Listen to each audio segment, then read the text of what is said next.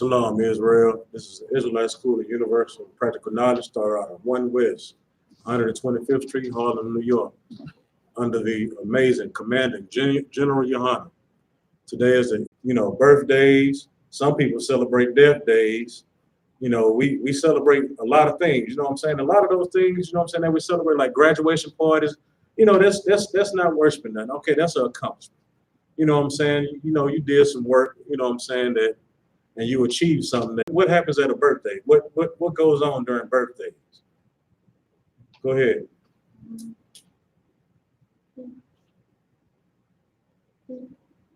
Make sure it's turned all the way on.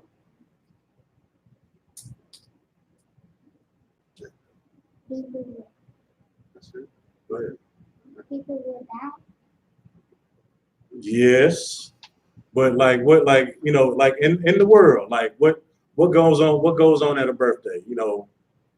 Like what happens? People give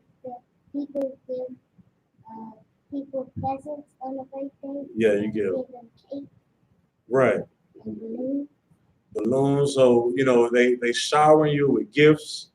They invite everybody to the house or wherever at. You know what I'm saying, and give them gifts and money, and you know what I'm saying, pretty much just, oh, this is your day, you know what I'm saying, like whatever you say goes. And the person who's born on that day, you know what I'm saying, they soak it all in like they're being worshiped. You know what I'm saying? A lot of relationships fall apart because they didn't do too much for their birthday. Right. You know what I'm saying? Like, okay, well, I wanted this for my birthday and you didn't buy this for my birthday, so I'm no longer your friend, your lover, or whatever it is. You know what I'm saying? Like, so you're judging and basing your relationships and your brotherhood and your sisterhood off of things that people give you. Right. You know what I'm saying? Like, Christ never celebrated his birthday. We're supposed to be living like Christ, right? But Christ never celebrated his birthday. Give me this scripture, Ecclesiastes. Come on, sir. This is Ecclesiastes chapter 7, verse 1. A good name is better than precious ointment. A good name is precious than ointment. Well, better than precious ointment. That means, a good reputation is better than precious ointment. It's better than that gift that they're giving you. You know what I'm saying? A good name, a good reputation carries you a long way, even until after you die. You know what I'm saying? So, that gift that you give or get, you know what I'm saying? Once you die, there's gonna be people fighting over that TV or that car. Like when my dad passed, man, I was, man, people, well, yeah, what you gonna do with your daddy's truck? You know what I'm saying? Or I seen he had that big screen TV in the living room watching the games. Can I have that TV? You know what I'm saying? People are gonna be bickering and fighting and separating themselves over this stuff once you die. So it has no value, but your good name goes far beyond that. Now go ahead. Come on, sir. And the day of death than the day of one's birth. The day of death than the day of one's birth. So the day that you die is better than the day that you was born. Because when you were born, man, you born into all type of stuff now, man. You born into so much wickedness to where you might as well go ahead and just go back to the Most High. Because once you get old enough to start understanding stuff, and man, your mind gets clouded and it tears you away from the Most High. You know what I'm saying? It's depending on how you live. You know what I'm saying? I'm gonna go to now what the young man said earlier was what goes on in birthdays is death, and you are absolutely right. I'm gonna go to Genesis chapter 40, verse 20. This is Genesis chapter 40, verse 20. And it came to pass the third day, which was Pharaoh's birthday. Now, anybody know what Pharaoh is? Pharaoh was the king of Egypt. You know what I'm saying? So if Pharaoh was the king of Egypt, that means he's not of Israel. You know what I'm saying? He's an Egyptian. He's not a child of Israel. He's not one of the 12 tribes of Israel. He is from Egypt, the king of Egypt. And it was on his birthday. This is what the Egyptians celebrated. Israel didn't celebrate birthdays, but this you know, this nation celebrated birthday. So on his birthday, this is what's happening. That he made a feast unto all his servants. Like I said, you know, everybody, they call all your best friends, you know what I'm saying, your classmates, you know, your co-workers, you know, whatever. He's calling all his best servants, you know, and he lifted up the head of the chief butler and of the chief baker among his servants. You know what I'm saying? When he said that, if you read, you know, above in this story, that, you know, he pretty much threw his chief baker and his chief butler in jail. You know what I'm saying? And when he and then he restored them somehow, you know what I'm saying? So he brought them back to their jobs, but he ended up killing them. But I'm gonna keep reading. Verse 21. And he restored the chief butler unto his butlership again, and he gave the cup into the Pharaoh's hand. But he hanged the chief baker, as Joseph had interpreted him, because they had dreams when they were in jail with Joseph, and they told Joseph the dreams, and Joseph interpreted those dreams for him, like, hey man, yeah, he gonna restore you back to your job, but then he gonna kill you. You know what I'm saying? And you know, this is on his birthday. You know what I'm saying? I'm gonna get Matthew chapter 14, verse 6. This is gonna be another example on what happens, you know, in these heathen or these pagan holidays, man. And this is book of Matthew chapter 14, verse 6. But when Herod's birthday was kept, the daughter of Herodias danced before him and pleased Herod. Now this is another heathen king. You know what I'm saying? On his birthday. And so I'm gonna keep reading.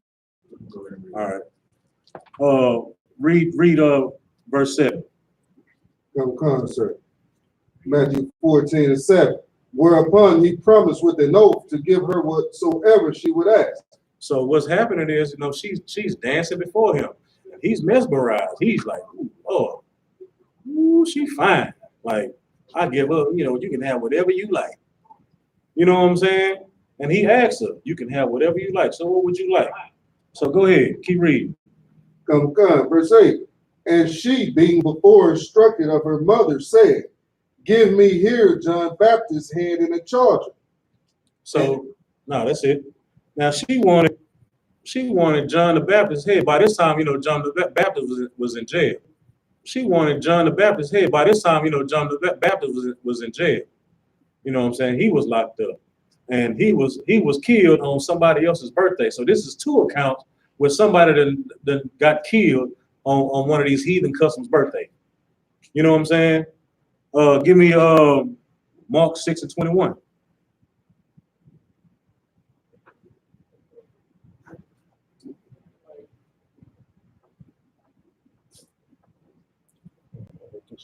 Got it? Come, sir. Now this is the same thing from Matthew, but we're gonna read it in Mark.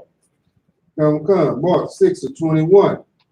And when a convenient day was come, that Herod on his birthday made a supper to his lords, high captains, and chief estates of Galilee. Go ahead.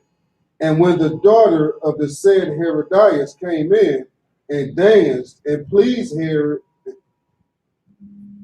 and them that sat with him, the king said unto the damsel, ask of me whatsoever thou wilt, and I will give thee. And he sware unto her, whatsoever thou shalt ask of me, I will give it thee unto half of my kingdom. So she danced so good and she looked so good to the king to where he said, you can have whatever you like, even up to half of my kingdom. Now that's she must have been one hell of a dancer, or she must have been that bad for you to offer up half of your kingdom. And at this time, he probably ran pretty much, you know, the earth. You know what I'm saying? And to give her half, she was either one hell of a dancer or she was that bad. Go ahead. Come, sir. And she went forth and said unto her mother, what shall I ask? And she said, the head of John the Baptist. Now she asked her mom this. So either I don't know if her mom was mad or whatever, but they just called John wasn't even there. John the Baptist wasn't even, he was in jail. But it saw fit like, man, okay, well, since you know, you can say we can have whatever we like. Well, give us the head of John the Baptist. You know what I'm saying? So this man got killed on somebody's birthday for somebody else's wants, just because they wanted the head. You know what I'm saying? So like these are those are just two accounts of people dying. You know, like when people have birthdays now, man, somebody always is somebody when you get in the car wreck because they too drunk. Give me Leviticus chapter 18, verse 3. You know, somebody either gonna get in the car, be going to jail. Somebody gonna be too drunk and they might get in a fight with the cop and get killed. You know what I'm saying? The Most High is he's not about celebrating yourself, man. Like I said in Exodus 20 and 3, it says to worship no other God before me. You know what I'm saying? So by you, most people to worship no other God before me. You know what I'm saying? So by you, most people is paying, so everybody's paying homage to them and doing it. Like you are worshiping that person. You know what I'm saying? What did you do to make yourself live up until the age that you made it to? Nothing. Like you didn't do anything special. It's like, well, I want to live. I think I go to 25 this year, and then I might consider just doing something else, or I might make it to 50, or I might make it to 90. You didn't do nothing. You know what I'm saying? Read that for me. Come, sir. Leviticus 18 and 3. After the doings of the land of Egypt, wherein ye dwelt, shall ye not do. And after So how about now? Get it, brother. Man.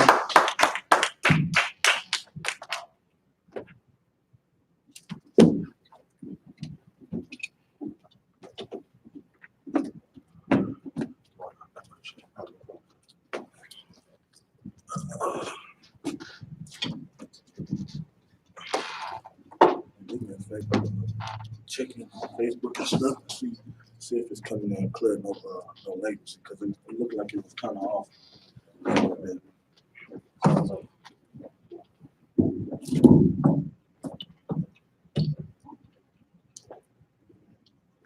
Y'all bear with me.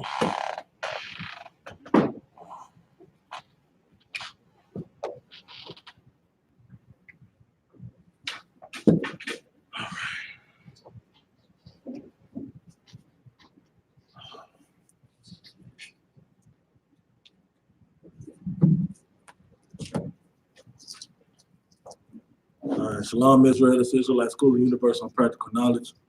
Started out at 1 West 125th Street out of Harlem, New York. I'm the Commander General YAHANNA. It's Priest and Officer YAHANNA.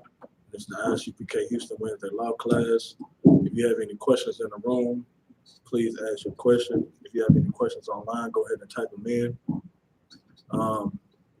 We were having a little technical difficulties with the video. This actually been going on for the past week or so, man. We've been having issues as far as broadcasting. The white man is the devil, Right. as the Bible speaks of. So any way in which they check that, it's looking like a little latency on YouTube as well. Are we connected to the proper internet? Okay. Is that other internet up and running, or just it's not? It don't work no more. Okay. Do me a favor. Grab me one of them napkins. Oh, for sure. Take the time. Yeah, we getting. Yeah, it's definitely lagging, man. For those who are, I hate to watch, I appreciate it. Those who watching, man, please, bear with the stream. I don't know what's going on. It's a little latency. It's a little laggy. We're gonna get through it though. You understand? We ain't gonna be here too long tonight. I wanted to go over. There was a couple things I wanted to go over as far as, the Most High being racist, and let's see. Probably touch on a couple subjects. Let's see.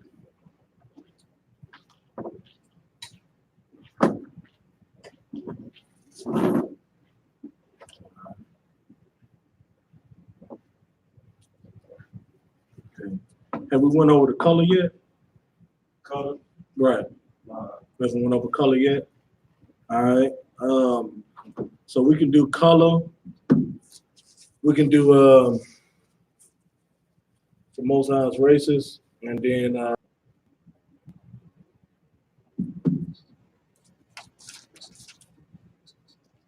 check to see if there was any. On Facebook, you think it'll come in better? It's just a little. It's like it's loading. So we might have to check these streams. It's showing. It looked like it's still live, but Nah, YouTube too long. Mr. Wall might be my internet. Good name. Let me check my other lock in. Y'all bear with me, man. We just trying to make sure this is Tawal.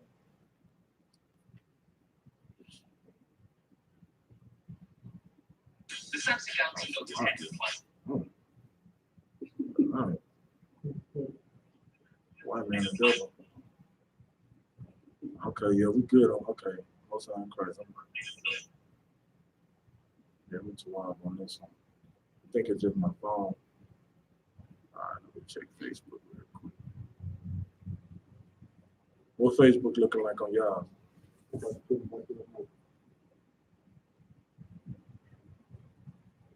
Shit, I was around still talking on mine. Right, that's what I thought. Yeah, we're way behind on Facebook. So yesterday when you was on Facebook, it was that far behind? It was this far behind? So like right now it's showing you talking still on my phone. What the AC on? Good night. Warm in here, huh? Okay. What's that crazy? Hey, do me a favor. Get that see if you can plug that fan up. Sure. Just it's a little warm in here, maybe just a little bit until it cool off. All right, no sweat. On Facebook, like I said, man, y'all probably won't hear this until about 10 minutes later, but if you having issues on Facebook, just go ahead and tune in on YouTube. We're gonna get squared away, and we'll be all right. You understand? We're gonna go into the color in the Bible. So now Christians, if you listen to a Christian will tell you ain't no such thing as color in the Bible. You know, it don't matter if they what Michael Jackson say. Don't matter if you're black or white. You understand? Everybody, they want everybody to come together.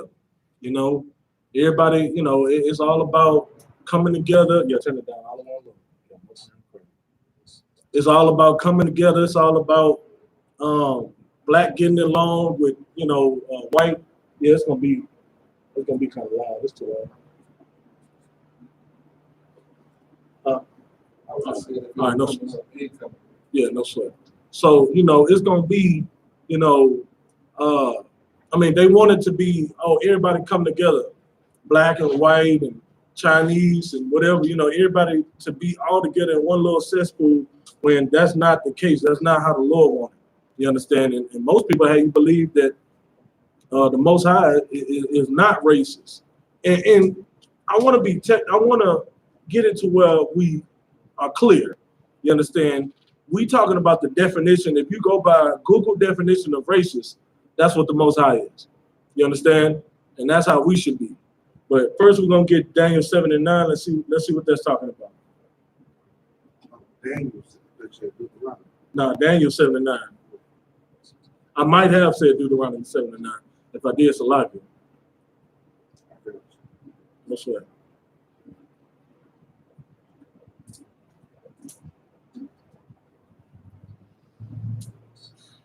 Now, this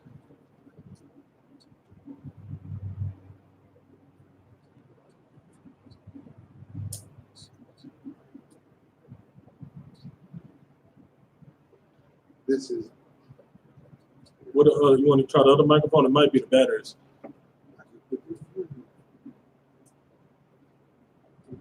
Is that the blue one or the orange one? nah, this is Yeah, do the blue. I mean, do the orange one. See it that one. so this is the book of Daniel, chapter 7, verse 9. Mm-hmm. I beheld till the thrones were cast down, and the Ancient of Days did sit. Okay, so hold it right there. It says, I beheld till the thrones are cast down, and the Ancient of Days did sit. Officer 50. What that's talking about?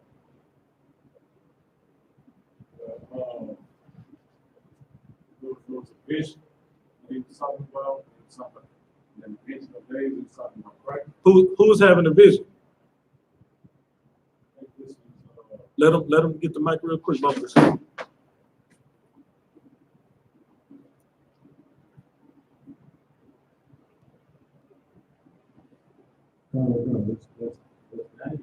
Daniel having a vision, right? And he's having a vision of what? It says, when the Ancient of Days did sit, he's having a vision of Christ. he's having a vision of Christ? Ancient of Days, sir. You tell me. No, he's saying the Ancient of Days where Christ sat, which was, the kingdom, sir. Think about it. The Ancient of Days. What does ancient mean?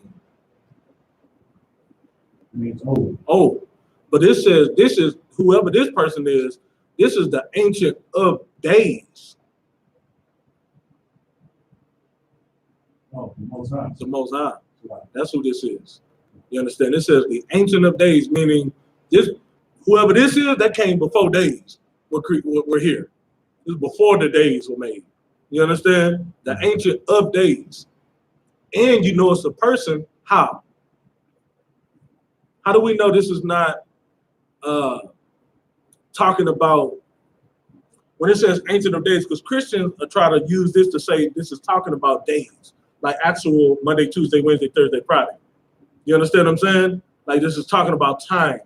But it says the Ancient of Days did sit. You understand? I gave you the answer. But that's how you know this is a person. You understand? This is a man. The Ancient of Days did sit. Go ahead. Come. Whose garment was white as snow. Who's what? Whose garment was white as snow. That's another reason how you know that this is a person. Because they had a garment on. You understand what I'm saying? So the Ancient of Days did sit and they had a garment. So this is describing the Most High. You understand what I'm saying? Because they try to tell you color ain't in the Bible or characteristics of, the Most High or Christ being a black man isn't in the Bible. You understand what I'm saying? But that's not the case because we just read where it says the Ancient of Days did sit. So this is talking about the Most High clearly. Now keep reading. No, sir. Whose garment was white as snow, and the hair of his head like the pure wool. The hair of his head like who? The pure wool. So this is describing the Most High's hair on his head. It says like the pure wool. Now everybody know. You understand? This is why the white man don't want you to read the Bible, to know the Bible. That's why they teach these pastors to get up and hoot and holler in front of the church and dance and prance and take your distraction off of the word.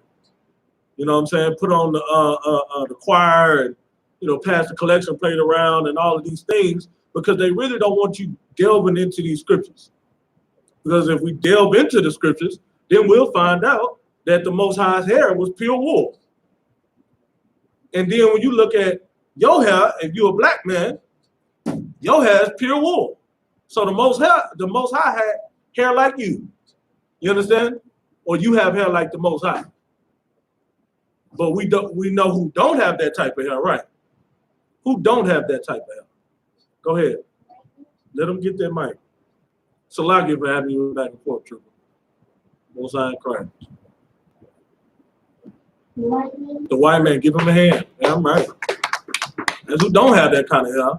You understand? But they'll paint the picture of Caesar Borgia as Christ. When he don't, in that picture, Caesar Borgia don't have that hair. You understand what I'm saying? He got that stringy hair like a dog, like a cocker spaniel. You understand? So, keep reading. Is there some more on that? No, his throne was like the fiery flame, and his wheels as burning fire. Okay. Give me Revelation 1:13.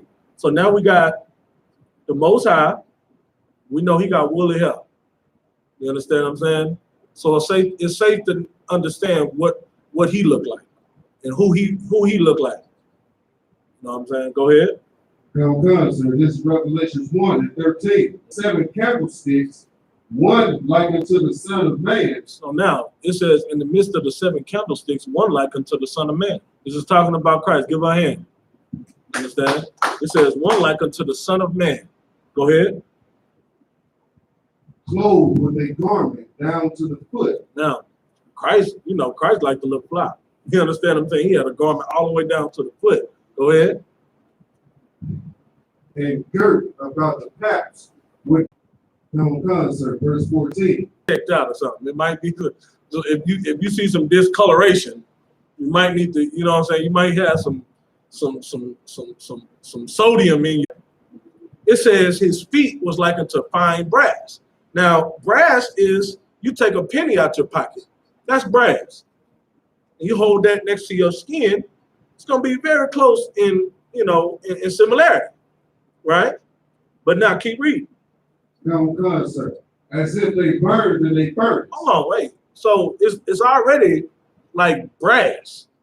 But then you take the brass, you take that penny, you throw it into a furnace, and you just let it sit there and just let it burn. You just we some black folk, we know how to burn some stuff. You know what I'm saying? We ain't stranger to burning food. All right. So now let's say you take a piece of wheat toast. That's brown, right? You put it in the toaster and you forget about it. By the time you're gonna remember it because you're gonna smell it. You're gonna smell, something ain't right. You understand? You're gonna run it out and you're gonna pop that toast up, and that toast is gonna be what color? Go ahead. Go ahead, Kronos. It's black, sir. It's going to be dark brown or a little bit black. It's gonna be black. It's gonna be black as your shirt. You know what I'm saying? It's gonna be black as this microphone. That's what it's gonna be. Don't be ashamed to say, you done burnt some food. Yeah, you trying to be ashamed, like, no, it was golden brown. Nah, you burnt it. It was black. You understand? And you still probably ate it. We some niggas. We don't waste no food. You understand? Can't waste no food. Now, so that lets you know Christ was a very, very, very dark man. You understand? So ain't nothing wrong with being black. Right. The blackest of the blacks. Right. And what's crazy is because, the white man's such a devil that even since we were kids, it's like it's been passed down to generation to teach us that the darker you are, the uglier you are. And I remember being in school, we had classmates that was real dark. Like, damn, that black is probably Christ's color, close to it. You understand? And we used to talk about it. Hey, you blacker than such and such. You go outside, you need a flashlight. When you smile, all you see is your teeth. You understand? We used to really not a bad thing. It's a beautiful thing. You understand? And Christ was a dark man like that. He was that black. That's why the Bible is so pro-black, right? When I say black, I'm talking about black, Hispanic, and Native American. The slang of the Bible is no different from, like, you roasting somebody. Oh, you so black, like you the burnt in the furnace.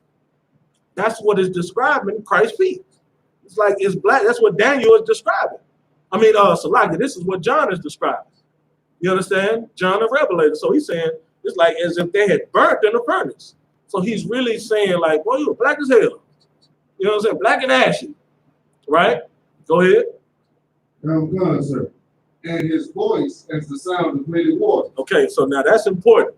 So it says his voice was the sound of many waters. Now, go and give me Daniel 5 and 6. Now, I'm going to show you why that is important at the end of that. So remember, when you become an officer and you're breaking these scriptures down, you can't put emphasis on that last part, the voice of many waters. You always put emphasis on the feet being black, you understand, and the hair being wool and white. Because as we know, especially with Judah, you understand, some of our grandfolks had that white hair. You understand? They get old, they hair don't be gray. It be white as snow. You understand? So put emphasis on that, put emphasis on the wool, and also put emphasis on the feet being burnt like brass as if it burnt in the furnace. Put emphasis on that. All right. And don't forget to put emphasis on he had the voice of many waters. You understand? That's very important. I'm gonna show you why. Read what you got. This is the book of Daniel, chapter 5, verse 6. Mm-hmm. Then the king. Chapter 5, Salagia. Daniel chapter 10, verse 5.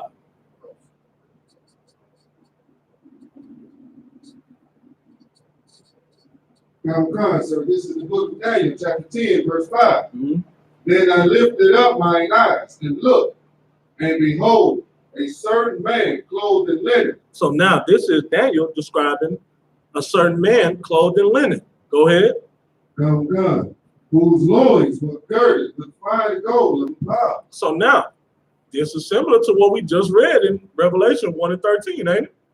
You see a man in linen, which means just a certain fabric, right? Like our garments are made of fabric, you know? So we put that fabric, you know, we sew that fabric together and we make us a garment. Now, he said he see a man in fine linen. And he said he also went seeing around his waist. Read that part again. Sir. Whose loins were girded with fine gold of a power. So now it says whose loins were girded. Everybody understand what loins are, right? Everybody understand what your loin, I need to know what loins are? You understand? You understand, Trooper Kanal? Okay, what are your loins? Yeah, it's talking about your middle section. You know, where your belt, or you understand the area in that vicinity. You understand? It says his loins were covered in gold. That's that girdle that he's describing. That same belt that Revelation described on the Son of Man. He's describing that with garment. Now you turn around, we got a mural of what a likeness of Christ would look like in the picture behind you. I gave you who the man was. You understand? We're trying to work to that, but no sweat. Christ had on a green garment. You understand? Keep reading. Sir.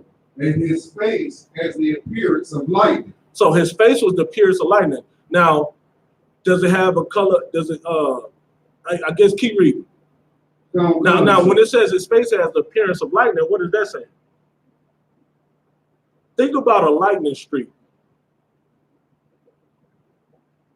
We talking about color. Go ahead.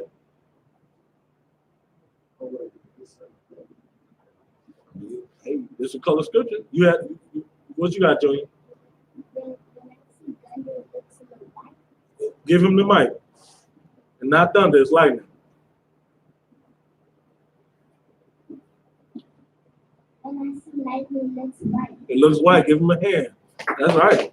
That's right. So he had the appearance of lightning, right? So guess what? Since it had the appearance of lightning, okay. What is that describing? Go ahead. Like, sir, I'm going to say his hairs. His head and his hairs.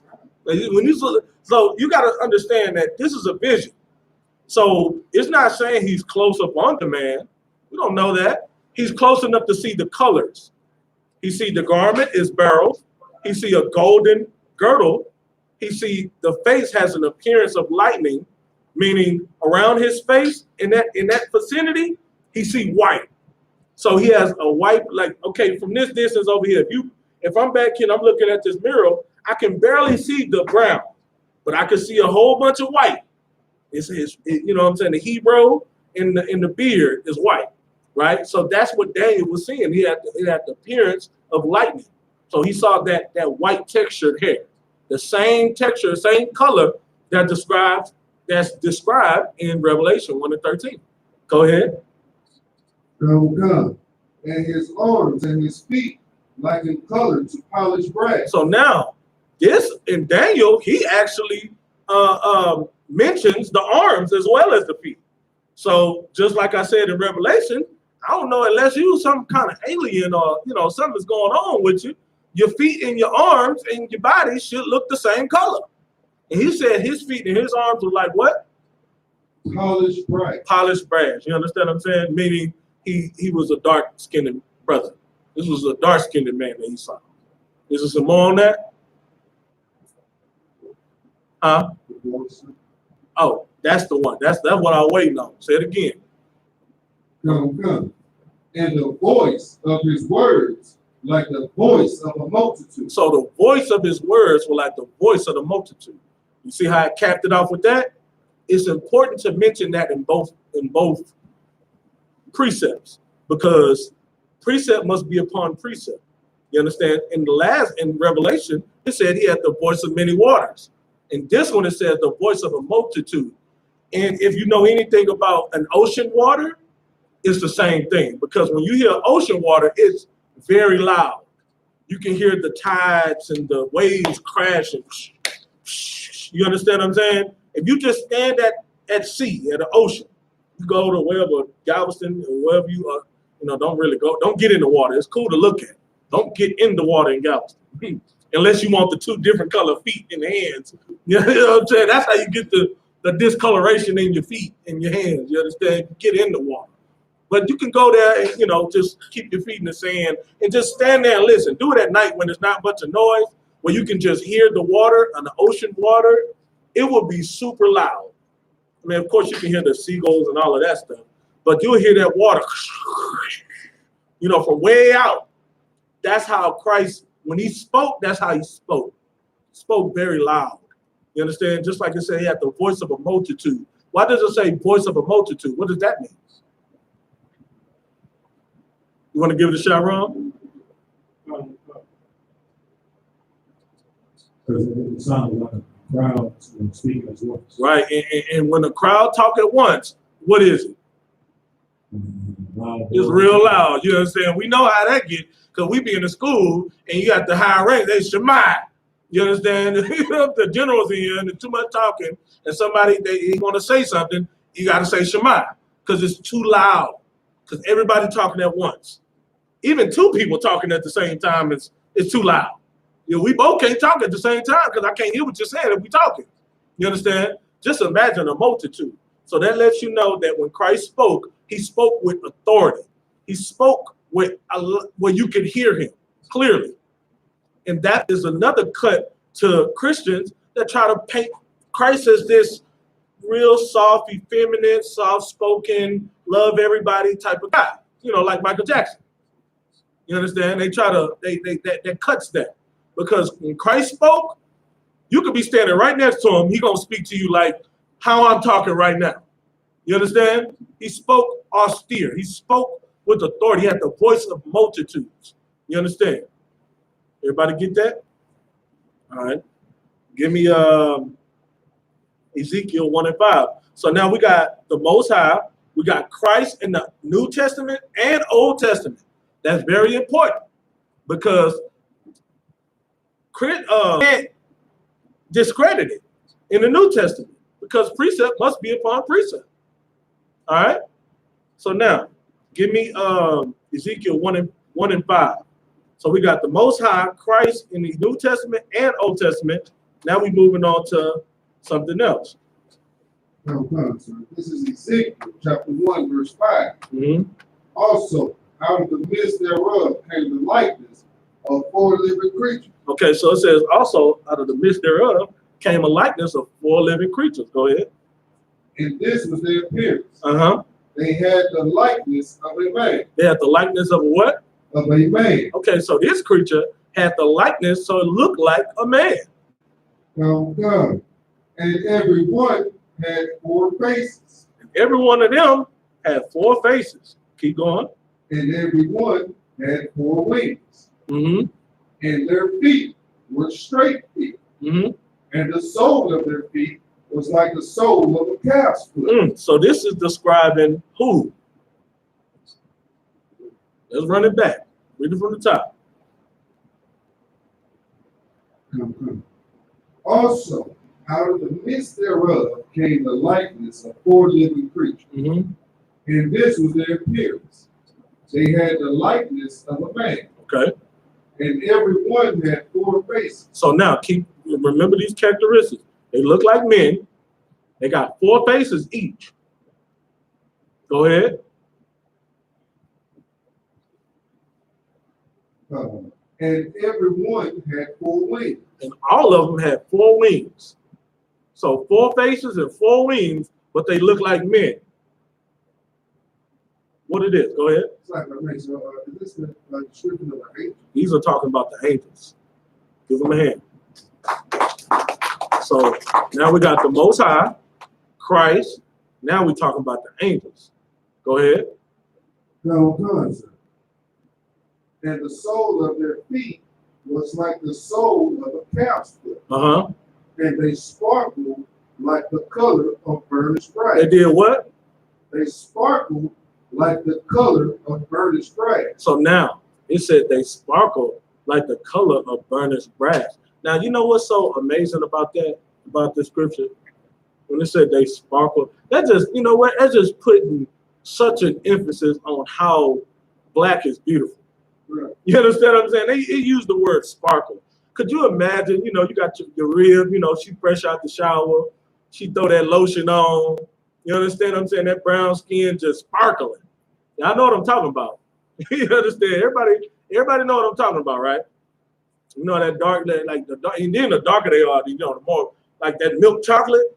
You understand that dark, that special dark. You understand with that lotion on it or that cocoa butter. You understand what I'm saying? Ooh wee. You understand? And it just sparkles like burnished brass, sparkling. You have to tell her, good night. You can't go out there like that. You got to cover that up. You understand what I'm saying? You can't let her. And then in the sunshine, it's really gonna sparkle. Ain't nothing. I mean, I'm telling you, ain't nothing more beautiful than a Black, Hispanic, and Native American woman. Right. You understand what I'm saying? So now, and ain't nothing wrong with, you know, if you lighter skinned sisters, there's nothing wrong. Listen, you have your skin is so beautiful. You understand what I'm saying? Don't take this. This is not no competition between dark skin and light skin. I love them all colors. You understand? As long as your father is a Black, Hispanic, and Native American, you know what I'm saying? Hey, I ain't doing no discrimination. Right. You understand what I'm saying? So the point is, it's describing the angels, and they said they have that same burnished brass color. Right. But let a Christian tell you, you'll never know that an angel had color. You never knew the angel was black. Go ahead. It's like it amazing. Uh-huh. Me, I just want to throw this in there. Just me growing up, I had no idea what Christ was like. Mm-hmm. I pictured him being like, you know how an abstract artist or something like paint something just like all different colors on one, and it would just be one face. Like that's the way I lived. I thought he looked like camouflage. Serious. That's what I Right. thought. Mm-hmm. Because they said he was every color. Was a man. Right. You understand what I'm saying? I didn't know the most. Now, you. If nobody brought up color in the church, but every day you go in that church, or every week you go in that church, and you see that white picture hanging up there, or you see that white man, and you see Mary, and I'm like, well, if God is white, surely these people are blessed people. Surely God favors these people over you. And what's so heavy about that is, if you feel inferior to a white man because you think God in Christ is white, now that you know he's a black man, you should feel superior to them. You understand? She flipped. Now, at first you were feeling inferior. Now that you know Christ is a black man, the hell you still being inferior for? The hell you still want to feel like you're under them for? When you should feel like, oh, shoot, the greatest black man, the greatest man that ever walked this planet was a black man. Well, shoot, if that's the case, then black people are great. I'm great. The Lord loves me because I'm his color. So that should let you know about the other nations too. He must don't love them. He love me. I got the same color as him. Think about it. You understand? If you, how can I do it?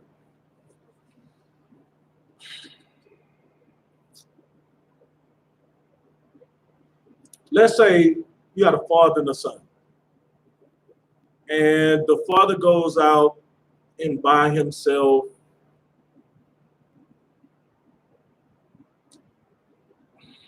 I'm trying to put it to where it would make sense. The father go and get him something like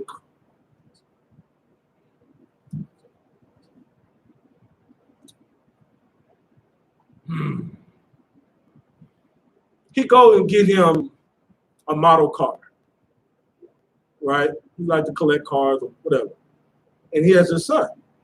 And he go get his son the same car. How is that son gonna feel about their father? What is it gonna make him feel like? And I'll give it to you like this. What if he got him this car and he didn't get the son anything? But let's put it in perspective of what I'm trying to, you understand, in context. The father get him something and he get the son the same thing. Because the son is looking at him like, I wish I had it. So he get him the son. He get his son the same thing. What that he get his son the same.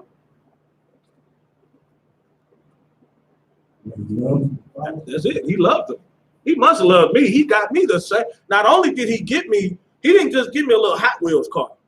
He got me the model car that he got himself for Judah, but it also means Israel. You know, the so-called, we could say Judah, the so-called Negroes, right? The so-called Negroes, why were they mourning? And it says the gates thereof language. Go ahead. No, we're speaking of the gates, it's talking about the leaders. Mm-hmm. The leaders are the gates, and the language means they're weak. Right. So who are your so-called black leaders? Christian masters. Christian pastors. Skin is black upon me, Mm-hmm. and my bones are burned with heat. So now, Job did the same thing Solomon did. My skin is black upon me. You understand? And this is when Job, you know, if you know anything about Job, this is when he was kind of going through what he was going through. So he was just, you know, he was saying all type of negative things about himself and the condition he was going, you know, in and what he was going through. He just basically, this scripture, you break this out to say, as soon as it say out the gate, my skin is black upon me, let you know that he's a black man. You understand? All the prominent people in the Bible are black men. Right. A politically correct term that they teach you that nigger means is ignorant, because that's their way of getting away with saying it. So if a white man says nigger, he's like, oh, it just means ignorant. It's just ignorant. Not all black people are ignorant, just some of them. So only some of them are niggers. Nigger, you're black folk. And what's so heavy about this is I just seen I can't remember if it was General Hyman or somebody brought an old clip. Somebody pulled out an old clip from